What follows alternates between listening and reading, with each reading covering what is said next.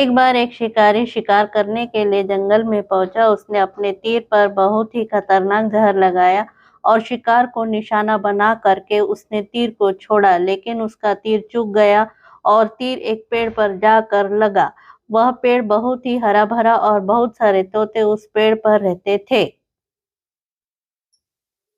जैसे ही वह जहरीला तीर उस पेड़ पर जाकर लगा, वह पेड़ धीरे धीरे सूखने लगा और उस पेड़ पर जो भी तोते रहते थे, वह एक एक करके उस पेड़ को छोड़कर जाने लगे।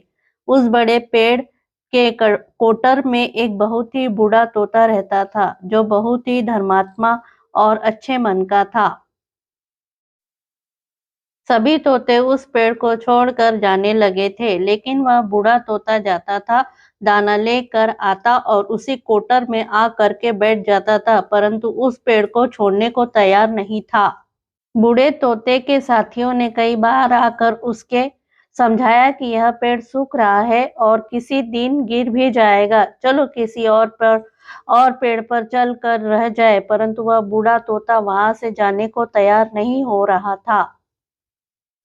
अब यह बात देवराज इंद्र तक पहुंची। उन्हें बताया गया कि एक तोता है, वह जिस पेड़ पर रहता है, उस पेड़ पर एक जहरीला तीर लगने के कारण सूखने, गिरने और खत्म होने के कगार पर आ पहुंचा है और एक बूढ़ा तोता अभी भी वहीं पर रह रहा है। वह दाना लेकर आता है और वहीं पर रहता है, जबकि उस जंगल में बहुत सारे पेड़ है, लेकिन वह उसी पेड़ पर रह रहा है।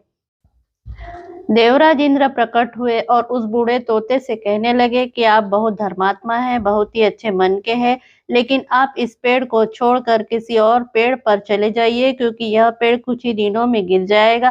तालाब के पास में बहुत से बड़े बड़े हरे भरे पेड़ हैं, बड़े बड़े कोटर हैं, उन पेड़ों पर फल भी लगे हुए हैं, उन्हें वही तोड़कर खा सकते हैं, परंतु यहाँ से आप चले जाइए। तोता बोला, माफ कीजिए, इस पेड़ ने मुझे जीवन दिया है, शिकारियों से मेरी रक्षा की है, हर मौसम में मेरे साथ रहा है, ये कोटर मेरा घर है, यहाँ मैं पला बड़ा हूँ, इस पेड़ को मैं छोड़कर कैसे जा सकता हूँ? इस पर संकट आया तो मैं क्या इसे छोड़कर चला जाऊं? मैं ऐसा कभी नहीं कर सकता। देवराज इंद्र तोते के इस बात से बहुत ही प्रसन्न हैं। उन्होंने तोते से कहा, मैं आपके इस बात से बहुत ही खुश हूँ, मांगो जो आपको मांगना हो। उस बूढ़े तोते ने कहा, मुझे बस इतना मांगना है कि जिस पेड़ ने मुझे जन्म दिया, जहां मैं रहा पला बड़ा, जिसे आप मेरा जन्मभूमि कह सकते हो, आप इसे फिर से वैसे ही हरा भरा कर दो जैसा यह था।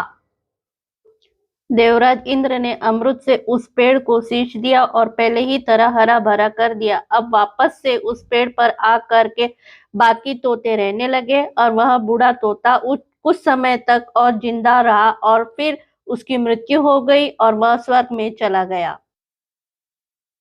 यह कहानी हमें सिखाती है यह है कि जब भी किसी इंसान का बुरा दौर आता है, तो वह टूटा हुआ होता है, उसे किसी के सहारे की जरूरत होती है, किसी की आवश्यकता होती है। अगर आप ऐसे समय में उसे छोड़कर चले जाए, उससे बात नहीं करेंगे, मुंह मोड़ लेंगे, तो आपसे बुरा कोई नहीं, क्योंकि आप किसी के सुख का साथी बनने या ना बने, लेकिन आपको हमेशा किसी के दुख का साथी जरूर होना चाहिए, बनना चाहिए।